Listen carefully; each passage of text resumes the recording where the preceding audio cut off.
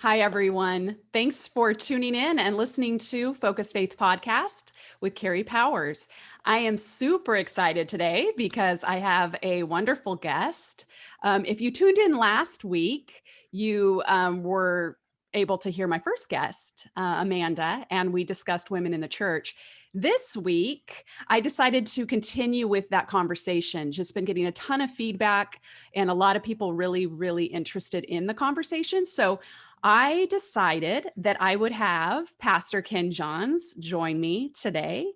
And Ken is lead pastor of Solid Rock Bible Church in Great Falls, Montana. So he is joining us from Montana. Is it snowy out there, Ken?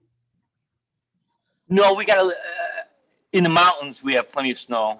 Snowmobiling on Saturday. It's beautiful. In town, we have a little flurries today. It's a little colder, 16, 17. Ooh, But it isn't that bad, Carrie. It's pretty I know. nice, really. I know it can be way worse than that because I've experienced it. Yes, it can. Yes. Yes. So Ken started Solid Rock Bible Church in 1993 with his beautiful wife, Janelle. And you guys have been married now for 38 years, which Yeah, is 38. cool. Yeah. And you could do your own podcast simply on being married for 38 years. But Ken and I were doing the math. We were doing the math before we started, and we've known each other. Ken and I have known each other for, what did we say, 25 or 26? Something like that. 26 years. 1995, you moved to Montana Yes, I after did. graduating out of Biola and marrying Lee, who's gone to be with the Lord. But Yeah. yeah, and you came to church, and we were renting a gym, a really ghetto gym with holes in the wall, and that cold air was coming in. And you were sitting there. I remember getting up to teach, and you're sitting there with mittens and a down coat on and a hat and taking notes. And I'm like, oh, I love this woman. She's taking notes and she's got a down coat on and a hat and mittens and still interested.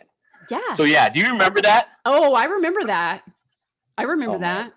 And it that was was freezing in there, and you would turn on yes, the it heat was. with those radiators on the walls, and it Oh yeah. wouldn't get warm before we were done with church. And it was that winter, Oh that first winter I moved to Montana was no joke. It was like, yeah. it was cold. It was cold Yeah. and a lot of snow. So that's when we started our journey together. And Ken was super instrumental for me in my journey of learning and really discovering what my calling and my teaching gift was. I really didn't understand what God had called me to do until I kind of encountered Solid Rock and really began to be in that community that really embraced women and really, Ken, you always kind of operated, and you can expand on this, but you kind of always operated from the perspective of if they have a gift, then let them use that gift. Is that Right. correct? Absolutely. Yes. That's not necessarily the background I came from. I went the Bible college I went to, Washington Bible College in Lanham, Maryland, was a very legalistic, conservative Bible college. Got a lot of fundamentalist, great teaching. Learned Mhm. Hebrew, learned Greek.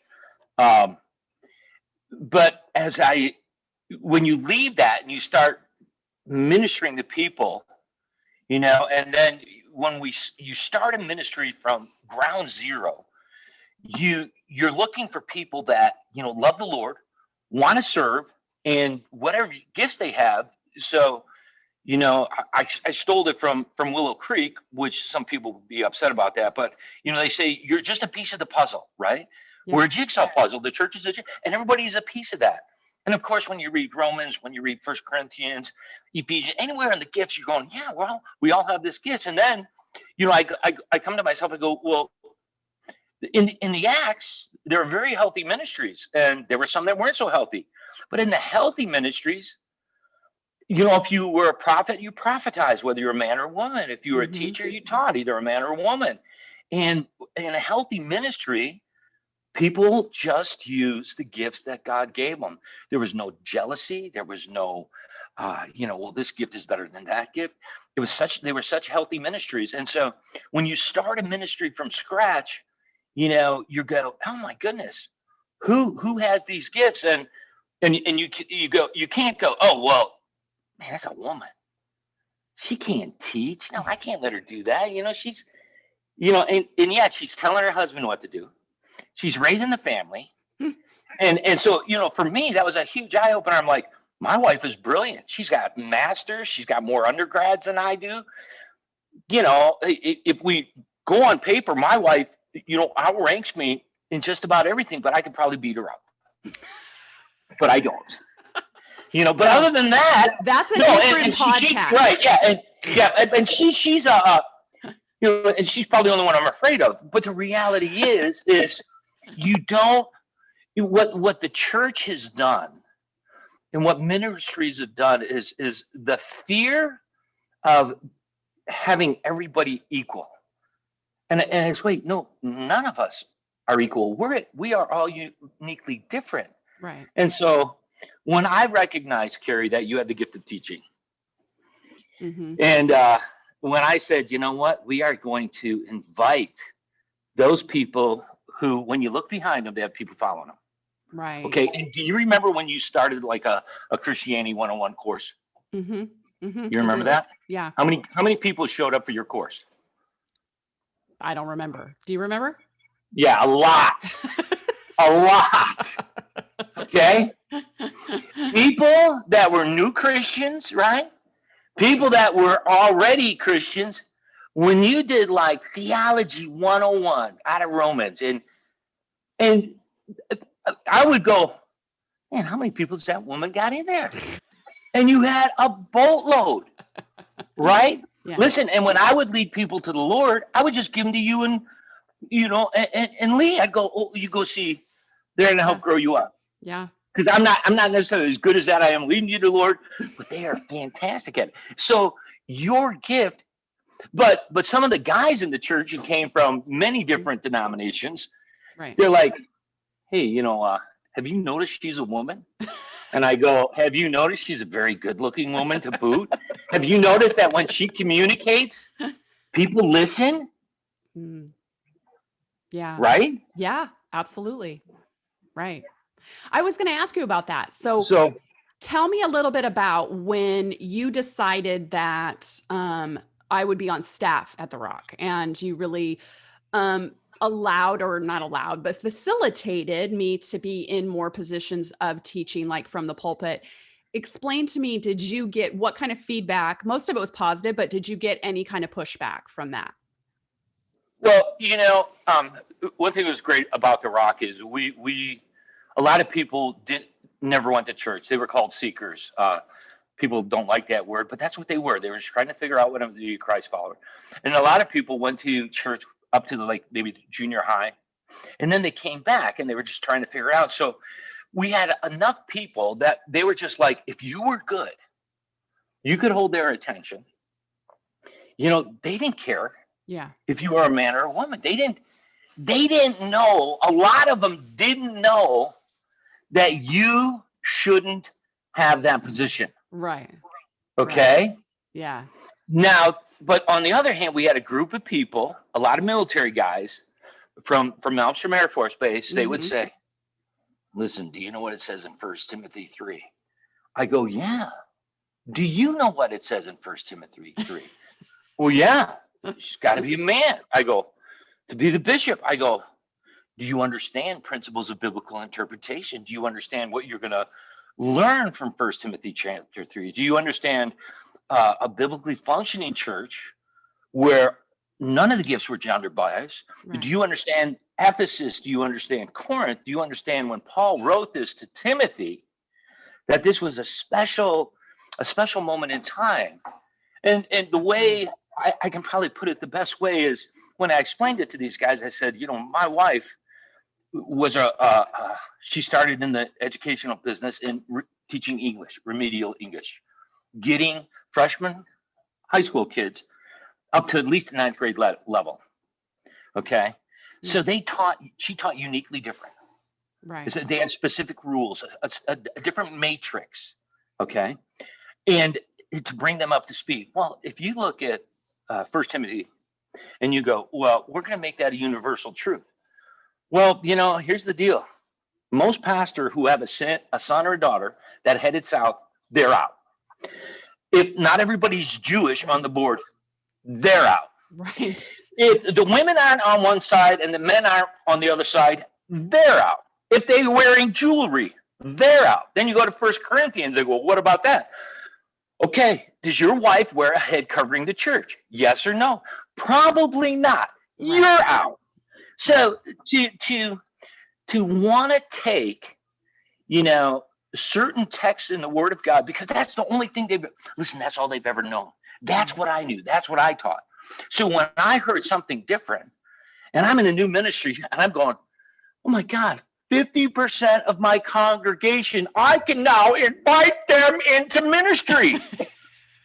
and you don't let leaders lead that aren't leaders, right? Right. You don't let teachers teach that aren't teachers. Right. So I'll never forget when I, luckily our leadership team, our elder board, we went from an elder board to our leadership team. We invited some women who had fantastic ideas. And I knew all these guys slept with their wife. Right. And I knew they would ask them questions. Right. And then they would come and we'd have a meeting. And I'm like, you didn't come up with that answer. We need to bring your wife here because she's sharper than you are. Right? Totally. Yeah. Yes. Yeah. And so for me, it was just like, there's a group of people that really would be very upset because they're so Pharisaical, religious, heatable that they would be very upset at Jesus when Mary and Martha and Mary sat at his feet as a rabbi and listened to him teach. These guys go, I can't believe Jesus let Mary sit at her feet. He's a rabbi, doesn't he know anything? If you want to be like that, then you should be Muslim. You should be Islam. You know what I mean? You gotta. I listen, guys. I get pretty excited about this because I have a daughter. One of my daughters loves the Lord. She is. She's been through a lot of poo-poo in her life, made a lot of us, but she loves the Lord, and she is a leader of women and of men. And she's very outspoken like you are. And to stifle that, right? To downplay the importance because she's a woman and she gave birth. Oh my, that's it's rude. Yeah, it's rude, don't you think? Oh, I do, and I think it's foolish. It's absolutely foolish. And I think that it's falling in line with what the enemy has in store for the church. Because if the enemy can keep the church from being effective and productive, then he has succeeded in his mission. And I think if the church continues on the route that it's going, and when I say the church, I'm talking about that kind of thinking, right? Of keeping women in a certain position. We will continue to struggle until we come to, I think, an understanding like the Rock has, which is this inclusive way of looking at its congregation. It's like, I think it's John Ortberg that said, if I don't let my women lead, then it's like going into battle with one hand tied behind my back. Yeah, absolutely. Why would we do that? Why not utilize what God has done? And I 100% agree, obviously, with everything that you're saying. And I think there was plenty of opportunity in scripture and in Paul's writings, because it's Paul's writings that we're talking about. And there's plenty of times in his writings, like you address, where he mentions the gifts. And there was plenty of opportunity for him there to indicate if they were gender biased. And he did not. Absolutely. No. I mean, when you look at the Acts, and I think it's in Thessalonians, where Paul addresses Aquila and Priscilla again. And I believe when you look in the Greek text, he used to address the male first, and then when he figured out that it was his wife that had the leadership gifts, and she's really the one that helped him start the European church. Also, in the Greek, you see him addressing her first and not him. Right. And that's just it's not that he's less than. Right. Okay. You understand? But that's her gifts. That's what she did. She sold, linens or tent making material, just like, and they had these things in common. Plus, she had this ability to lead, and they had that in common. And so it's not a less than issue. It's this is my God-given gift. Right. I listened to years ago, late 90s, driving through Chicago, Moody Bible Institute, and they had this really mellow guy on late at night who would do like this great talk show. And I remember somebody called in and said, what do you think about women pastors? And the guy goes, well, I would much rather listen to a woman who was good at what she was doing teach me the word of God than some guy that can barely get a sentence out. Mm-hmm. And Yeah. one of the first times that you took the pulpit at the Rock, you knocked it out of the park. And I expected you to knock it out of the park. I didn't expect anything less, Mm-hmm. honestly. Yeah. That's you polished your gift. You were ready for your gift. You were taking grad courses online through Liberty, and when you get up and teach, you're going to work. Okay. And these guys that were like anti women in the pulpit, Right. they're like, yeah, no women should be there, blah, blah. At the end of it, one of your biggest opponents his name is Mike Love. He's still a great guy, studier of the word. He was on the leadership. Mm-hmm. He comes up to me and goes, that was unbelievable. I could listen to her all day long. She did a phenomenal job. I go, that was woman speaking. Yes, I know that was a woman speaking. I know. But you understand what I'm saying? It's ministries that do not take the input of the gifted women in their ministry. It's kind of like what you said, they lose out. Mm-hmm. And I don't put anybody in any ministry without them really belonging there. Right. I don't care if it's a man or a woman. If they don't belong, it's real easy. You don't belong. Right. I think maybe one of the hardest things why there's such a buzz, and there's been such a buzz about this since the 70s, was I think a lot of the mainline churches, they just said, well, women should be pastors. And without, having that gift, they just had them be pastors because they were women. They just, and that was wrong. Right. And then a lot of other churches, well, we should do that. And they're like, no, now it's the same thing as asking a guy to speak who really has no business of speaking at all. Right. So I think some of the theologians need to go back to principles of biblical interpretation and decide if you want that matrix in your ministry, then brother, use it all. Don't pick and choose. Right. Exactly. And it's funny, the other argument they use is, well, a woman sinned. She took the first bite. Yeah. Right? Have you heard that? Yeah. Oh, yeah, I have. Listen, just for you guys that are watching and listening, think about this. We know that in Genesis 3, the serpent, Satan, just connives her. It's going to make you smarter. He does the same thing today. Right. Drink that bottle. You will talk better. All the same stuff. So, but the man, most likely sitting next to his wife, Eve, in the garden, she looks at him and says, take a bite. God told him, don't do it. Right. He didn't even get the seed. He's just like, all right. And it doesn't say in Romans that because of the woman, sin was passed down to all humanity. No. That's true. That's true. If anybody shouldn't have the leadership abilities, the ability to speak and teach, it's the dude. Because what did he do? He just willfully bit the apple. That's right. So, and if you go back to Genesis, when God said, don't eat from that fruit, Eve wasn't even created yet. Yeah, I know. Ain't that something? He tells Adam, not her. And you're at 100% right. The text also tells us that Adam's standing right there during the whole time she's being saved. Yes. He doesn't intervene or do anything. No, I know. That's why you guys can get us to buy almost anything. Oh, baby, I need that new couch. All right, fine. Get the new couch. It all started with the apple. Fine.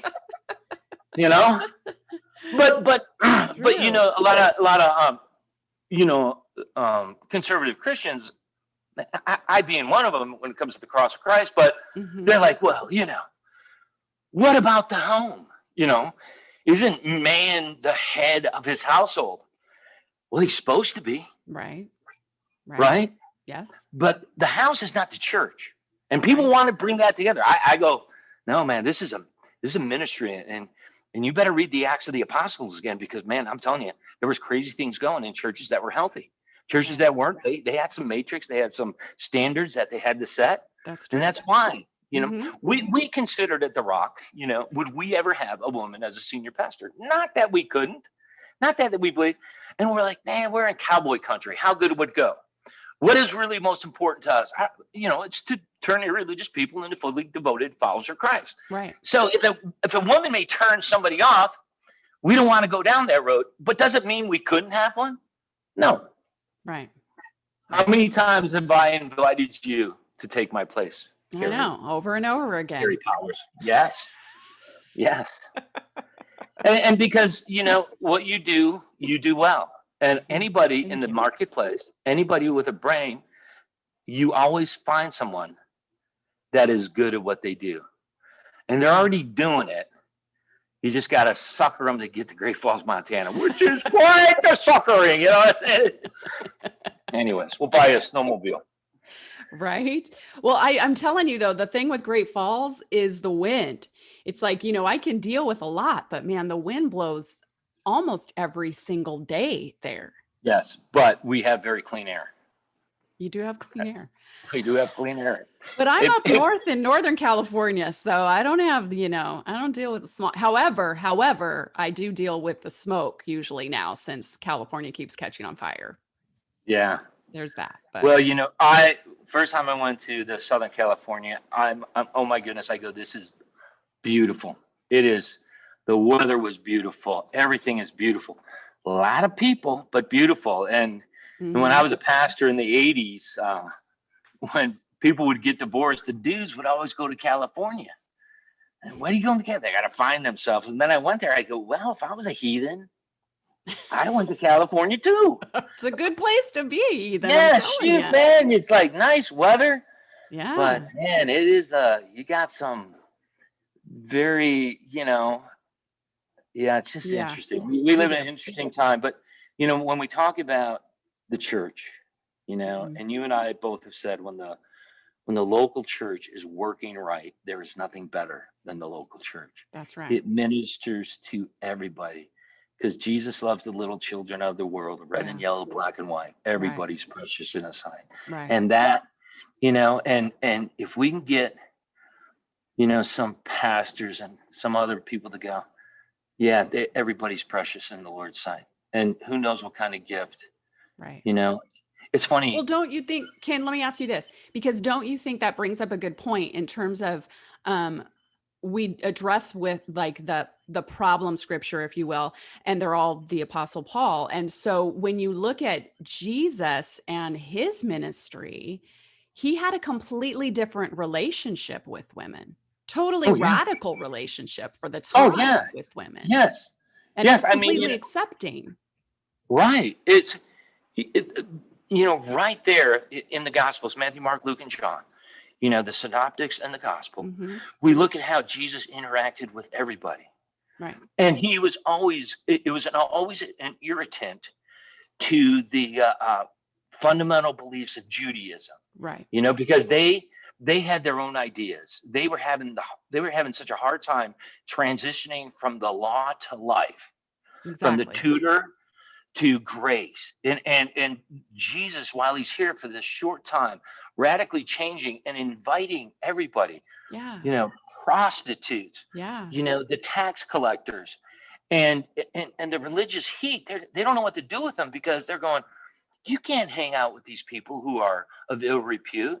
And Hmm. of course, Jesus' response was, well, I didn't come to save you guys that think you're healthy. I have come to save those who are sick and in need, and they know it. Right. And Right. you guys haven't even figured it out. You know, all of us rebel against change, right? I mean, we do. Mm-hmm.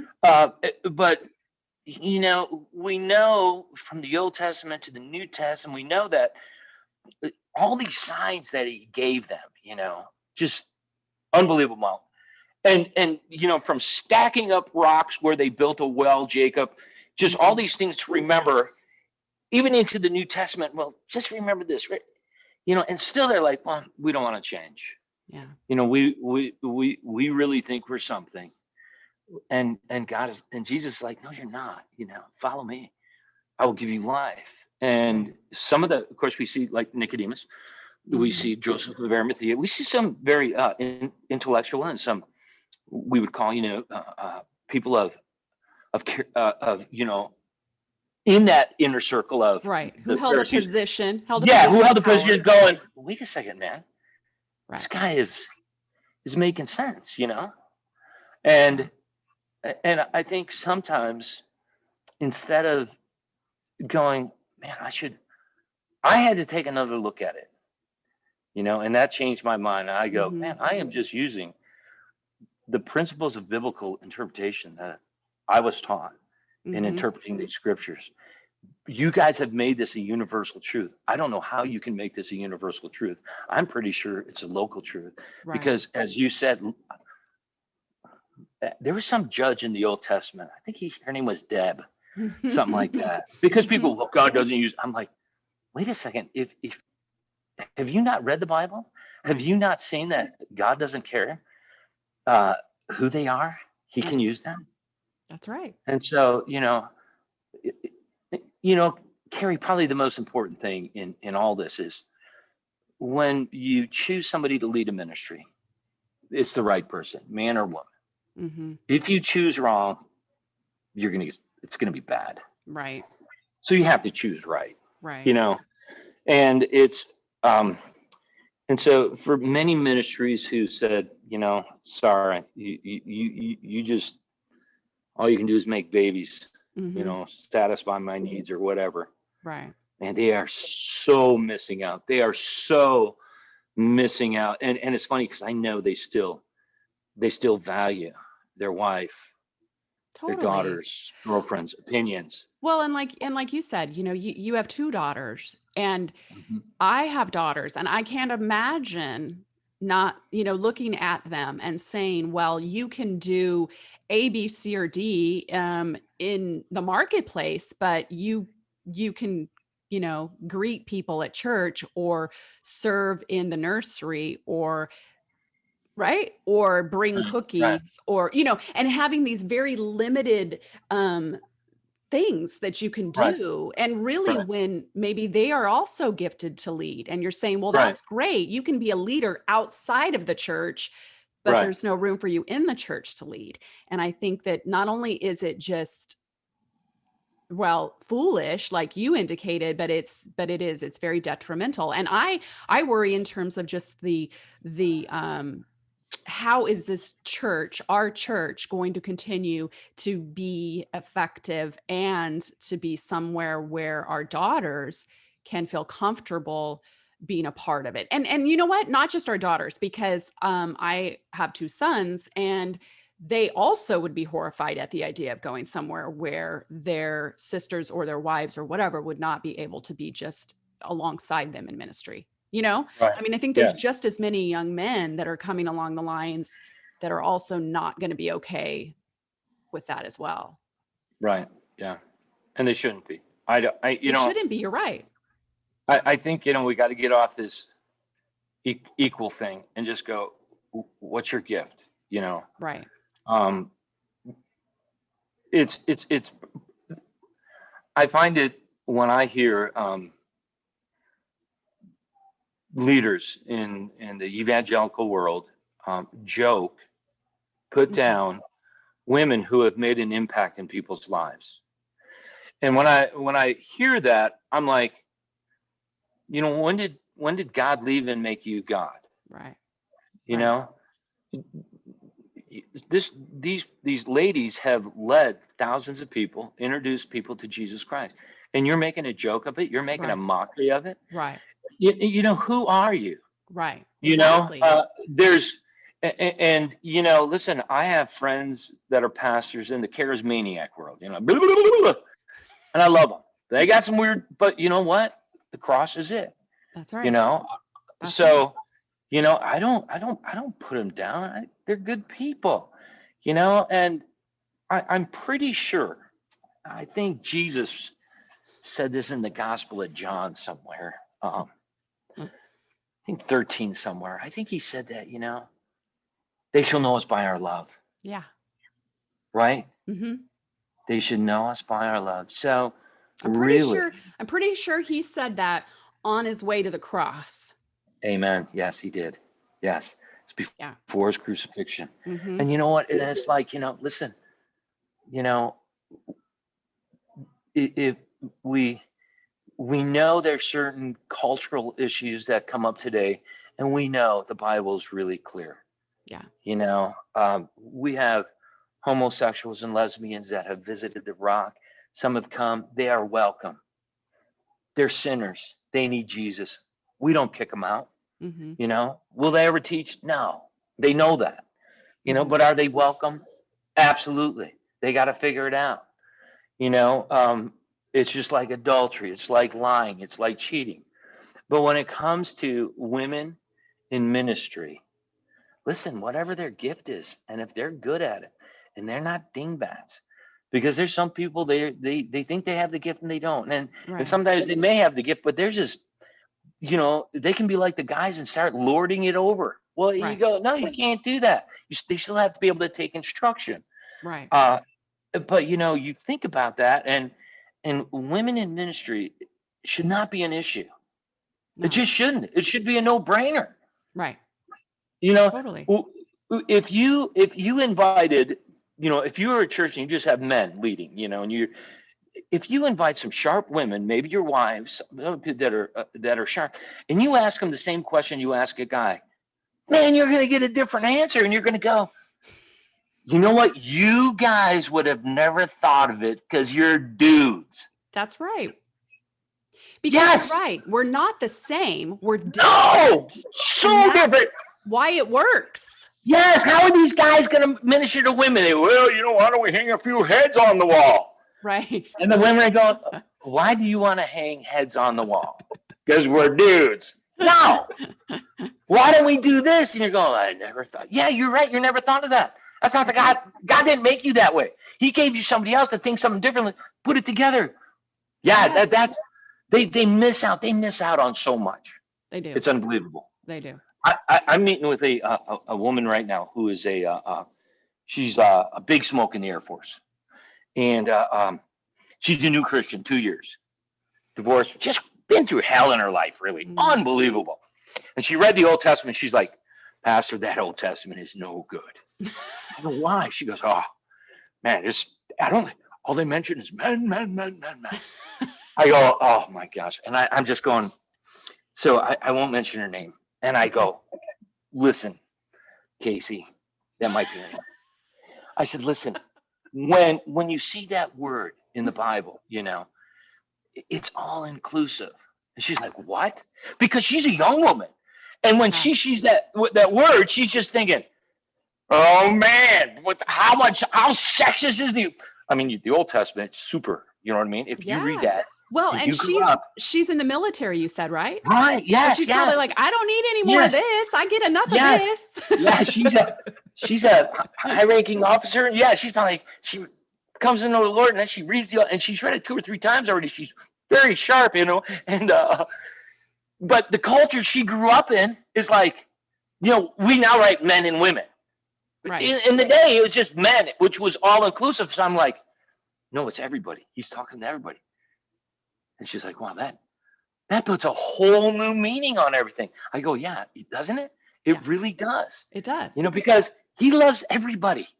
Well, and you bring up a good point too, Ken, which is this is probably a topic for a different podcast, but you bring up a good point in the terms that we as Americans look at things in an individual standpoint. So we read the Bible and we're looking at that from that one Oh person yeah, standpoint. And they wrote, right. it was written to a community, it was written to a group of people. So of Oh yeah, course it would have yeah, meant mankind. Of course it would have right, meant men and women. But we, because we're coming from our culture, we put our culture on that. So we don't always right. understand it in that Yeah, way. But you're right. That's exactly what it means.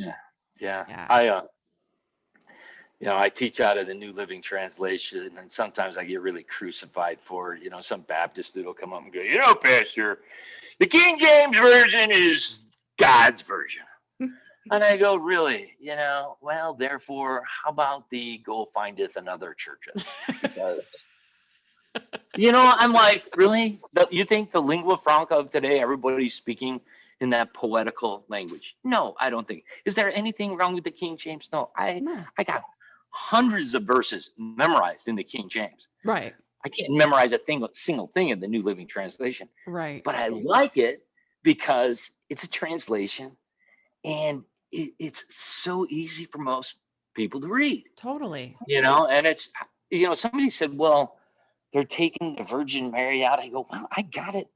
And I just taught it. And I'm pretty sure it still said she was a virgin. So I don't know. There's all kinds of crazy things out there. But, I think the goal, let's face it, the goal for any ministry worth their salt is 1 Corinthians 13:13.